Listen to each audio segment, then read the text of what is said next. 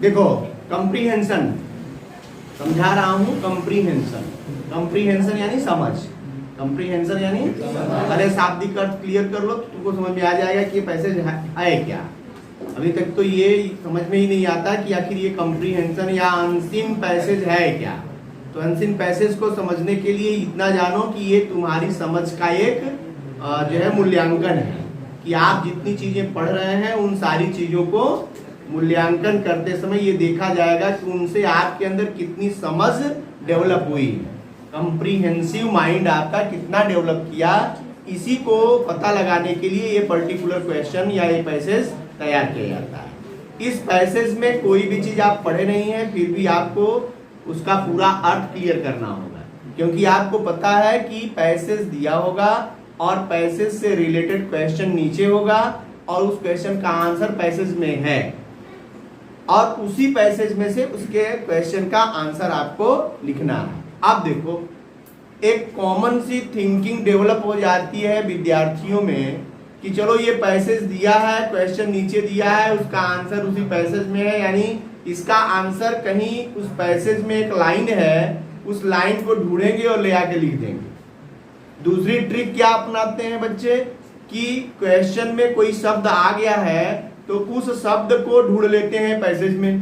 करते हो कि नहीं करते हो, सही बताओ कि क्वेश्चन में हमें पता है ना भाई, उस स्थिति से मैं भी गुजरा हूं, तो आप जो करते हैं उन परिस्थितियों को मुझे पता है, अब उसी को मैं बताने का प्रयास कर रहा हूं। उससे बेहतर भी होता है और कैसे होगा ये भी बता रहा हूं कि वो गलती आप मत करिए जो कभी हमने भी की है। तो इसका मतलब कि अब आपके मन में दो बातें हो गई कि एक तो आप ये मान बैठे हैं कि जो पैसेज दिया है उसी पैसेज में इस प्रश्न का आंसर है और बस केवल लाइन टू लाइन उतार के लिख देनी है। बिल्कुल पहले दिमाग से ये निकालो कि लाइन टू लाइन उसमें से आंसर उतार कर लिखने या लाइन टू लाइन आंसर मिलेगा, ऐसा नहीं है। दूसरी चीज, जब आप ये ट्रिक अपनाते हैं कि पैसेज में क्वेश्चन में कोई वर्ड है जो पैसेज से रिलेट करता है तो उसको हम फुल स्टॉप से उठा के दूसरे फुल स्टॉप तक लिख लेते हैं, ये तुक्का है। क्या है ये काम करता है। कब काम करता है? at the condition when you are unable to trace out the suitable answer। जब आप किसी का उपयुक्त आंसर ढूंढने में असमर्थ हो रहे हैं, टाइम कम है और हमें आंसर देना है, तो छोड़ देने से अच्छा है कि कुछ करके आए। Something is better than nothing. तो ऐसी स्थिति में आप ये कर सकते हैं कि आपको आंसर देना है, लिख कर आना है, तो ऐसा कर लीजिए। लेकिन ऐसा बोर्ड एग्जाम में आपके साथ नहीं होगा, क्योंकि इतना पर्याप्त समय होता है कि आपके पास जो है ऐसी जल्दबाजी नहीं है कि आप आंसर केवल ढूंढ करके कहीं से लिख रहे हैं। यानी आप ऐसी टाइमिंग सेट करके चलिए कि उस पर पर्याप्त टाइम दिया जा सके। तब कैसे करेंगे? तो जब पैसेज को हम सही से समझेंगे तो हर एक क्वेश्चन से ही आंसर डेवलप होता है। भाई जैसे आप प्रोज, सप्लीमेंट्री या पोएट्री में क्वेश्चन आंसर करते हैं तो क्वेश्चन आंसर कैसे बनाते हैं? पहले हम क्वेश्चन को समझते हैं, क्वेश्चन को समझने के बाद उसका आंसर भी हम अपने दिमाग में ले लेते हैं, फिर क्वेश्चन और जो भी बातें हैं क्वेश्चन से ही आंसर को हम बना लेते हैं।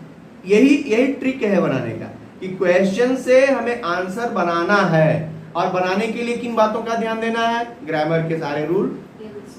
भाई ग्रामर में जितने रूल हैं वो सारे रूल्स को यदि आपने ध्यान में रख करके सेंटेंस बनाया तो आपका सेंटेंस सही और सटीक बन जाएगा। इसके लिए एक चीज और जरूरी होगी कि वोकैबुलरी आपकी सही हो। भाई शब्दकोश हिंदी में कोई चीज जानते हैं, अंग्रेजी नहीं बना पा रहे हैं, तो इसके लिए आपको वोकैबुलरी इसीलिए चैप्टर में है कि वोकैबुलरी तैयार करिए, कहीं फंस रहे हैं तो उनका प्रयोग करिए।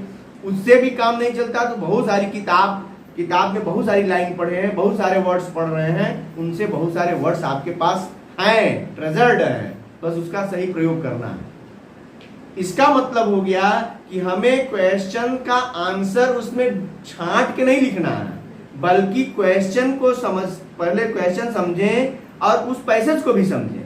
तो जब पैसेज को हम समझते रहेंगे, यानी किसी ने पैसेज क्या होता है, अब इसको समझो भाई, कैसे हम उसमें समझेंगे? तो पैसेज किसी न किसी टॉपिक से रिलेटेड होता है। पहले आप ये ध्यान में रखिए कि फालतू का पैसेज नहीं रहेगा, वो किसी न किसी टॉपिक पर रहेगा। अब टॉपिक कैसा, जैसे मैं आर्टिकल लिखवा रहा था, आर्टिकल में मैं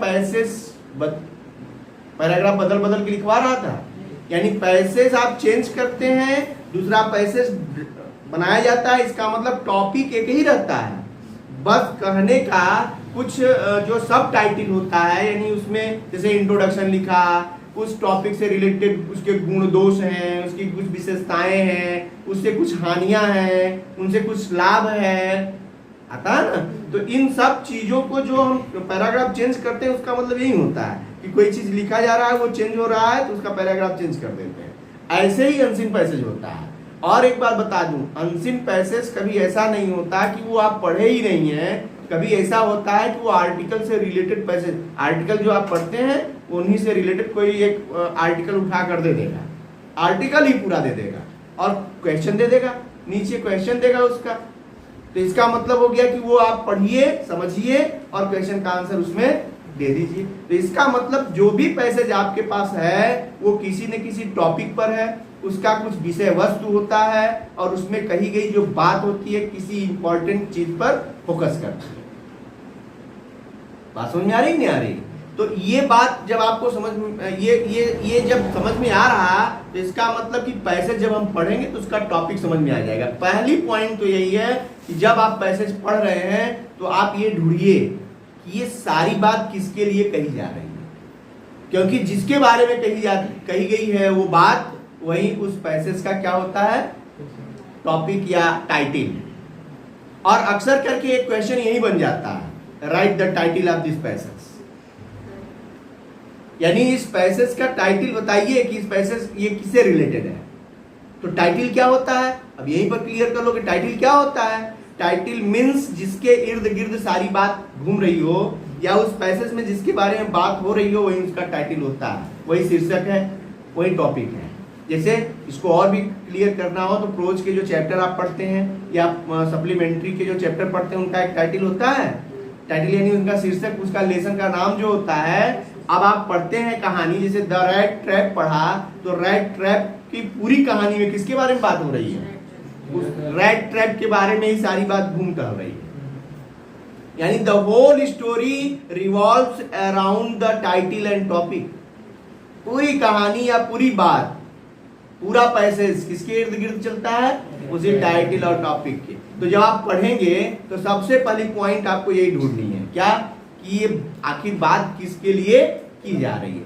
जब आप ये बात अपने दिमाग में रख करके पैसेज को पढ़ेंगे ना, तो पैसेज पढ़ते समय आप ढूंढते रहेंगे कि किसके बारे में बात हो रही है।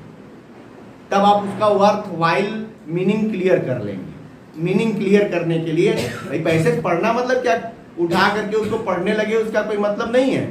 उससे वर्थ वाइल निकालना है कि आखिर ये किस बात से रिलेट करता है या ये किस चीज के बारे में कहा गया है, वही उसका टॉपिक मिल गया। तो पढ़ते समय पहली पॉइंट आपको दिमाग में रखनी है कि ये जो बात मैं पढ़ रहा हूं ये ट्रेस कर पाऊं कि आखिर किस चीज के बारे में कहा जा रहा है। इतना क्लियर हो गया तो समझ लो आधा पैसेज का अर्थ क्लियर।